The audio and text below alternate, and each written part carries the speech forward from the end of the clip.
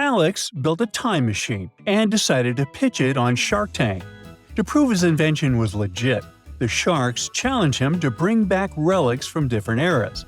Now he needs your help to impress those tough-as-nails investors.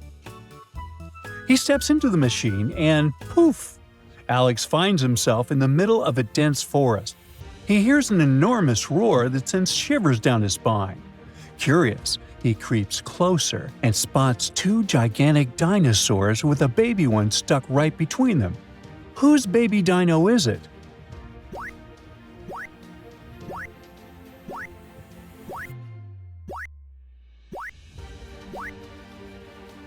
It belongs to the dinosaur on the right, as both of them have red stripes on their backs. But Alex isn't about to stick around to find out what happens next, and he bolts out of there faster than you can say dino dinner. Second stop, ancient Egypt. Alex is now lost in a maze of dusty pyramid corridors. There, a ghostly figure appears. It's the spirit of an ancient pharaoh, and he's not here for a friendly chat. The pharaoh says, To escape this pyramid, you must listen carefully. If you face the rising sun, walk toward the shadows. If you hear the whispers of the ancients, turn left. But if you feel the coolness of the stone, head straight. Alex freezes for a moment, thinking it over. What should he do to find the exit?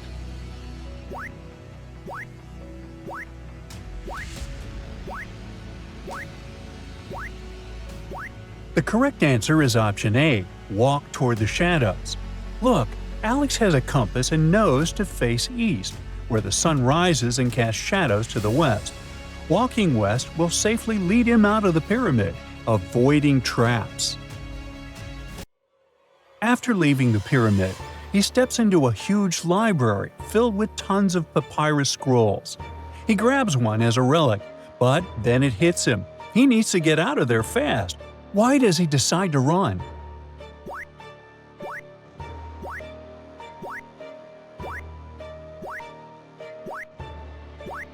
A giant library in Egypt? Hold on, we're talking about the Library of Alexandria, the one that famously burned down. If you look over in the corner, you can already see a small flame spreading. And since Alex knows how this story ends, he decides to bolt out of there as quickly as he can. Great! Alex secured his relic from Egypt, and his next stop is the fascinating realm of medieval times. Alex stumbles upon an ancient sword stuck in a rock, and there's something carved on it. I am not alive, but I can grow. I do not breathe, but I can fade away. What am I? Can you help him figure out the answer?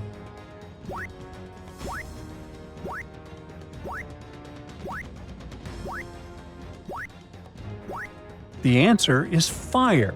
After saying it out loud, Alex manages to pull the sword out of the stone and takes it with him on his journey.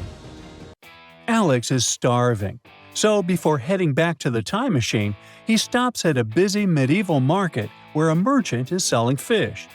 The prices are 2 coins for a small fish, 3 coins for a medium fish, and 5 coins for a large fish. He only has 10 coins. If he wants to buy 2 small fish, how many medium fish can he buy?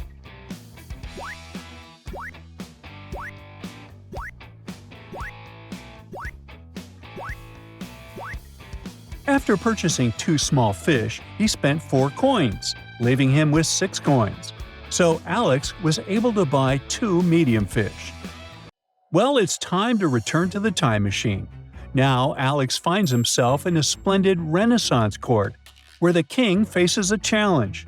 2 young women are claiming to be a long-lost princess. To determine the true heir, he devises a test of royal etiquette. Each woman receives a magnificent gown for a grand banquet. As they enter the opulent hall, the king observes closely. One woman walks with her gown's train trailing behind her, while the other elegantly tucks her train over her arm. Which woman is the true princess?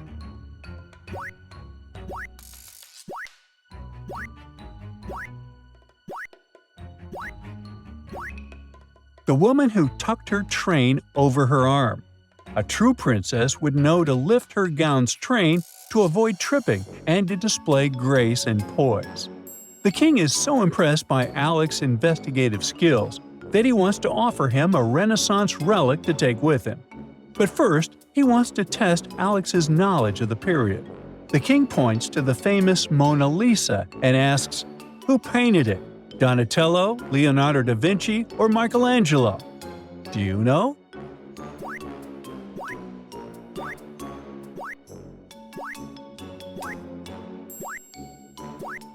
The portrait was painted by Leonardo da Vinci. Since Alex had already seen the Mona Lisa at the Louvre, this was easy peasy for him.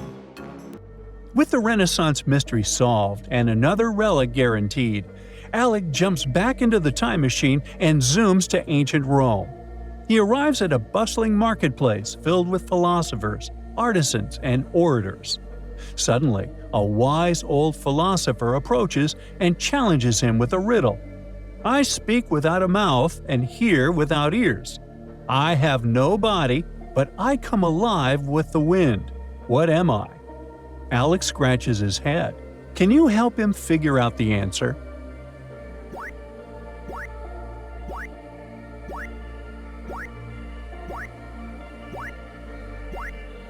The answer is an echo. Impressed with Alex's wisdom, the philosopher hands him an ancient scroll as a relic for his journey. Well, Alex is on a roll, but now he lands in the Viking Age. He's freezing and needs to get inside a house quickly. There are 3 houses, each with a grim-faced Viking at the door. Which house does he decide to enter?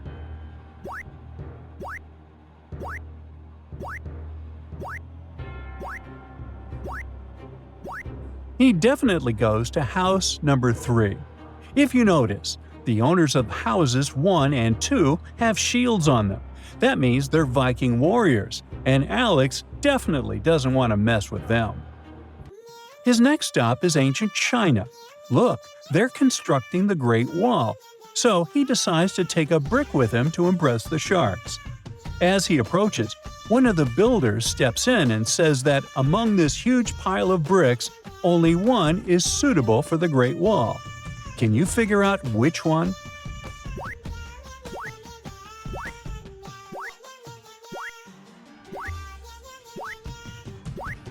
What are these colored tiles doing here? Look at the color of the Great Wall.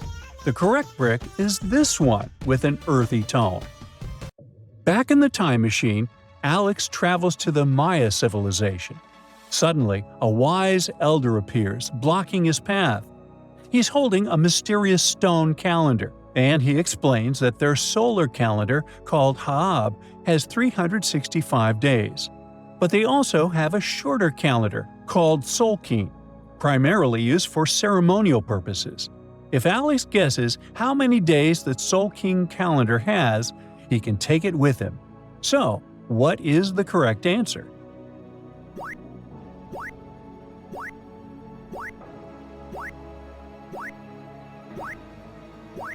If the Haab calendar has 365 days, and the elders said that Solkin calendar is shorter, the only possible answer is option B. Yay! One more relic is guaranteed. After another trip back in time, Alex finds himself in the Victorian era and in the middle of a mystery. A wealthy nobleman had mysteriously disappeared from his mansion. 4 people were in the house that night: a butler, the maid, a gardener, and the nobleman's niece. Each was found in a different room when the authorities arrived. The butler says he was preparing the dining room. The maid claims she was cleaning the windows in the living room. The gardener insists he was outside tending the garden. The niece says she was reading in the library. Who is lying?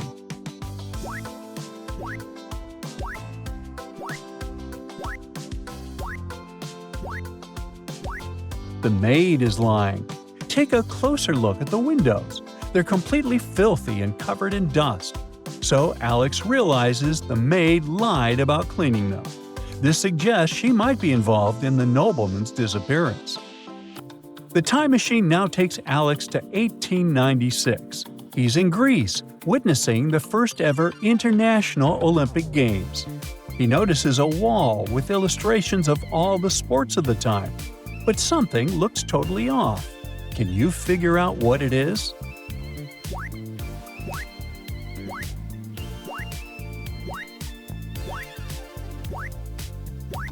Wait, this illustration represents breakdancing, which was only introduced in the 2024 Olympic Games in France. What is it doing here in the 1800s? Could something be off with the time machine? Well, Alex thinks it's better to return to the present day. And with all the relics in hand, he truly impresses the investors on Shark Tank with treasures from across history.